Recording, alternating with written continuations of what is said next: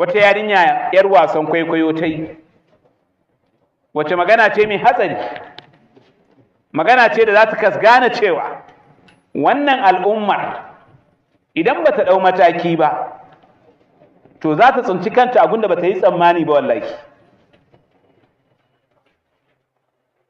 ba su fara bayyana irin waɗannan miyagun ra'ayin na sukan Allah da manzansa da Qur'ani ba sai da kuka zamanto kuna kallon su kun mai da su mutane, sai da an faɗi sunanta kowa ya santa, in ba da irin su malam. Amma duk mai biyan sha'anin yau da gobe, wallahi akramaka Allah, mu ma ba kallon su muke ba, amma mu muna karanta labarai. Kuma duk mai ta'amuli da labari a yau a matsayinka mai irin shekaru na, to ba abin da yake rayuwa a duniya da zaka ce baka da ido a kansa. Na farko ma ka cutar da rayuwar da zaka kai a karan kanka, domin ana sanin sharri dan a kauce mishi. Ita tana ga tawaye ta samu duniya,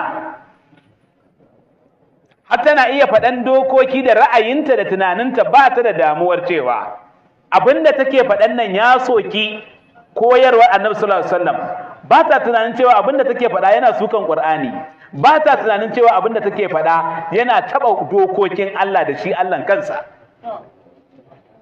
Ko musulma ce. Waye a cikin mu yake rike da gidan aure a matsayin ra'ayin karan kansa? Waye ce ai aure? Allah. Waye koyar da yadda ake auren? Allah. Waye ce aure sunnarsa ce? Manzon Allah. Yace wanda ya kyamata sunnarsa me? Bai tare da shi. Baya tare da shi. Yarinyar nan hira ake da ita, bidiyon na gani. Tana cewa aure? Ni kuma aure, me kuke damuna da aure? Aure? In ban da kaskantar da mace, kina da yancin ki kai wani ya zo ya kulle ki a gida sai ya ga dama ki fita? Aure? In ban da bautar da ya mace, me a cikin aure? Wannan ba fa tana hira da kawarta bane, duniya ba take gayawa. Ku duba yadda mutane suke nisa da alqur'ani. Wace fankihu ma taba lakum minan nisa'i mathna, fankihu ma taba lakum minan nisa'i mathna wa thulatha wa ruba. Na'am. Waye faɗi wannan ayar? Allah. Waye ce walan tastati'u an ta'dilu bainan nisa'i walau harastum? Allah.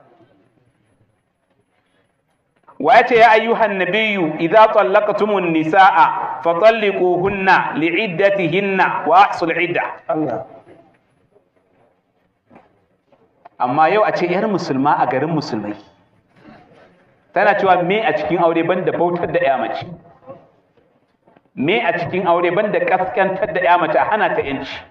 Wani fa kawai wani ba za ma ka sani take cewa ya zagaya ba za ka kwatanta shi ba, ya takura mai hana ka abinci ya ce ba za ka fita ba, rayuwar kan kai auren ma ta fi kyau. So ne mata comment tace tana karanta, okay ga wani yayi comment cewa ana aure ko dan a samu zuriya ta miki addu'a.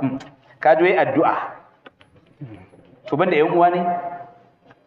Ka duba rashin hankali. Annabi sallallahu alaihi wasallam yake kwadaitar da mutane cewa idan dan adam ya mutu ayyukansa sun kare sai abubuwa guda uku. Mafi saukin samu su ne din da na kwarai. Amma ita yanzu a magana nan ma bata san shi ba ko bata ma dauke shi komi ba. Tana cewa wai addu'a, in haifi da min addu'a, kawai ta yi dariya, a yi min addu'a. Kun gane hatsarin da muke kai? Musulma ce fa wannan.